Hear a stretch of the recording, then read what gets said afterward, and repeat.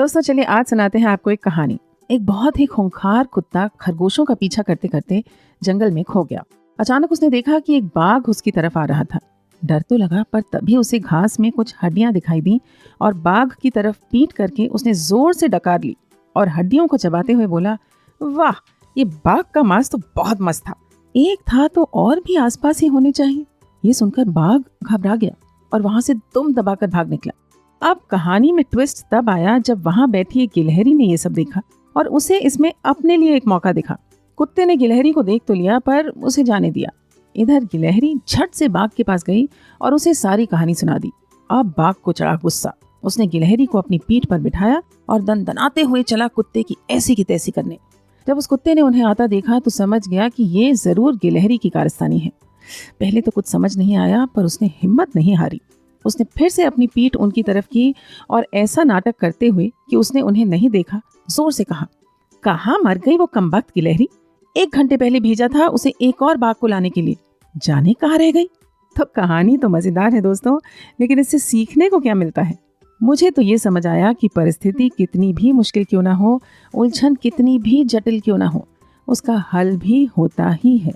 समझ, अनुभव और सूझबूझ से हर स्थिति से निपटा जा सकता है।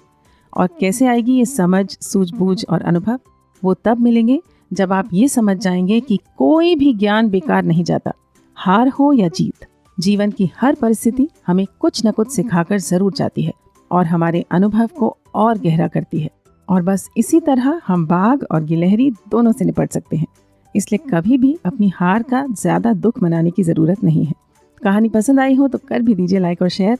चैनल को सब्सक्राइब कर बेल आइकन भी दबा देंगे तो मिलते रहेंगे हम लोग हर सुबह आपकी सुबह की प्रेरणादायक शुरुआत करने के लिए। चलिए अब जान लेते हैं आज के मुश्किल शब्द। पहला शब्द है खूंखार, जो हम पहले शायद कर चुके हैं, जिसका अर्थ है फेरोशियस। प्रोनाउंसिएशन पर भी ध्यान दीजिएगा। कई लोग इसे फेरोसियस बोलते हैं। It's not ferocious, it's ferocious. दूसरा पीछा करना, टू चेज। तीसरा डकार लेना, टू बर्प। घबरा जाना मतलब टू फ्रीक आउट और गेट स्कैर्ड। दुम दबाकर भागना, टू फ्ली और run away from a situation. Flee का मतलब होता है भाग जाना। मौका यानी अपॉर्चुनिटी, झट से, क्विकली, दनाते हुए।